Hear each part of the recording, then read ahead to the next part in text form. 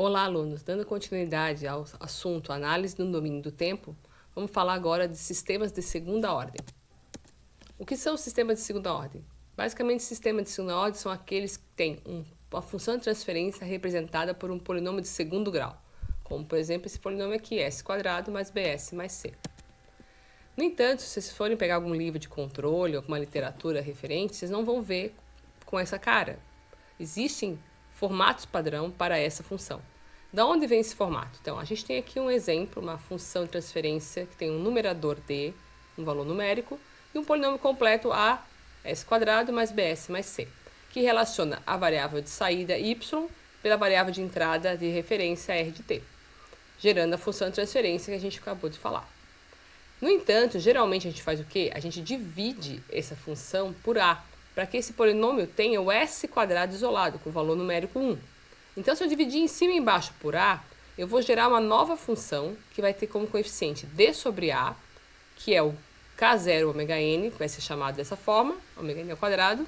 Nós vamos ter um novo coeficiente b sobre a, que vai ser nominado 2qc ωn.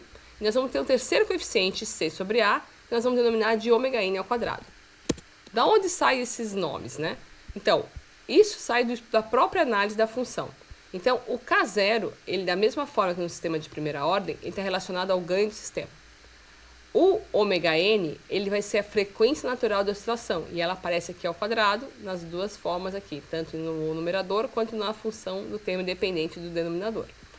E já o termo qc, que é essa letra grega, ela vem do coeficiente de amortecimento, que é o coeficiente que vai te dizer o quanto o meu sistema vai ser amortecido, o quanto essa curva vai ser suavizada na sua resposta. Então, quanto maior for o coeficiente qc de um polinômio de segundo grau, mais suave vai ser a resposta do sistema. Quanto maior for a frequência desse sistema, mais oscilatório ele vai se tornar. Então, essa relação entre qc e ωn vai definir o tipo de resposta que o meu sistema vai apresentar. Então, uma função padrão vai ter esse formato e nós vamos ter que analisar agora. Dado essa função padrão, que tem dois polos, que é um sistema de segunda ordem, que vem de um polinômio de segundo grau, ao aplicar um sinal de entrada de grau unitário, o que vai ter na resposta? Vai ser uma curva oscilatória? Vai ser uma curva exponencial? Como é que vai ser essa curva? Então, eu posso adiantar que, devido a ter dois polos distintos, ao aplicar o sinal de entrada, nós vamos ter comportamentos diferentes de acordo com os polos. Então, como é que a gente faz essa análise, né? Da mesma forma que a gente fez no exercício anterior do sistema de primeira ordem, nós vamos aplicar um sinal de entrada R, e esse sinal de entrada R vai ser um degrau unitário, cuja função de transferência desse sinal em Laplace é 1 sobre S. E esse polinômio y de S, ele vai ser passado, então, para antitransformar de Laplace para chegar na resposta temporal. Ao fazer essa análise da resposta temporal, nós vamos ter três tipos de respostas possíveis, relacionados com o tipo de polo que essa função de transferência pode nos dar. Ou seja, eu posso ter três casos: polos reais iguais, polos reais distintos, polos complexos conjugados. No primeiro caso, polos reais iguais, eu tenho um qc que vale exatamente igual a 1. No caso, polos reais e distintos, um qc que vale mais que 1. E quando meu qc está entre 0 e 1, a minha função vai gerar polos complexos conjugados. Cada um desses três casos vai ter tipo de resposta diferente no tempo. Vamos analisar agora os casos mais fáceis para depois chegar no caso mais complicado, que é o caso com polo complexo conjugado. Então, se eu tenho dois polos reais iguais, significa que o meu qc vale 1. Seria o caso aqui, ó. Se aqui for 1, eu vou ter s² mais 2qc ωns mais ωn². Então, eu vou ter só um polo nesse meu sistema, que vai valer exatamente igual ao ωn, se a gente fizer essa equação ali na fórmula de Bhaskara. O que acontece, então? Quando eu aplico a transformada inversa de Laplace, eu chego nessa equação de y de t, onde eu tenho k0, ganho máximo do sistema, e eu tenho uma subtração com uma exponencial, que depende de qc e de ωn. Observando isso num gráfico, a gente vai ver que essa curva é muito próxima de uma curva de um sistema de primeira ordem, né? Analisando mais proximamente aqui, eu tenho o caso. Vamos botar aqui que essa função que está aqui ela tem ganho máximo 1, ou seja, esse K0 seria 1, mas eu tenho aqui aquela mesma relação do sistema de primeira ordem. Eu estou aqui na minha referência e eu estou subtraindo uma curva exponencial decrescente. Então, a minha curva da subtração dessa constante menos a exponencial está gerando essa curva que sobe exponencialmente e de acordo com o valor de Xi de ômega-n. E não passa do valor máximo K0, que no gráfico aqui vale 1.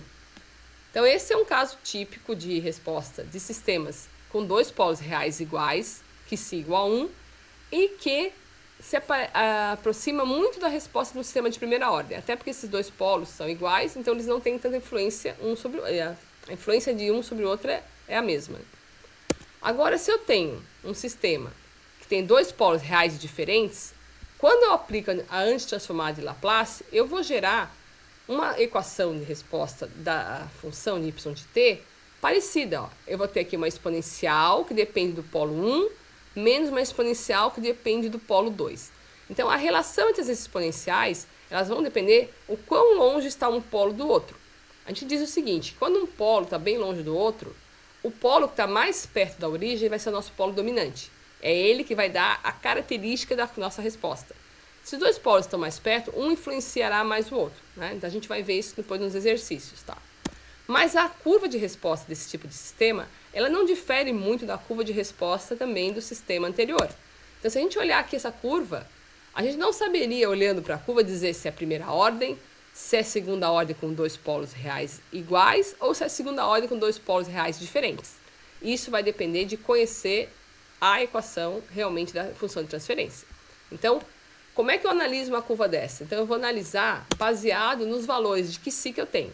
Se o meu sistema tem Xi igual a 1, a minha curva de resposta para esse sistema ela vai ser a mais rápida possível, sem oscilação. Então, eu tenho aqui uma curva, nesse exemplo, que está levando 4 segundos para estabilizar. Se eu dobro esse Xi, ou seja, eu torno ele mais amortecido o sistema, esse meu sistema vai ficar mais lento por conta desse amortecimento. Então, aqui praticamente dobrou também o tempo de resposta do sistema. Né? Olhando aqui novamente, se eu realmente coloco agora 4 vezes maior que o primeiro caso, a minha resposta praticamente ela é 4 vezes maior do que no caso Xi igual a 1. Ou seja, quanto maior for Xi, mais lento o meu sistema vai se tornar. Então, isso é o que tem que ficar gravado agora em termos de sistemas de segunda ordem com dois polos reais, tanto distintos quanto iguais, né? Então, aqui, ó, voltando aqui um pouquinho, opa, não tanto. Voltando aqui a essa curva, dois polos e reais iguais, sistema mais rápido possível nessa condição de segunda ordem, levando aqui 4 segundos. Dois polos reais diferentes, eu vou ter diferentes valores de Xi. Se o Xi for 2, eu vou dobrar o sistema.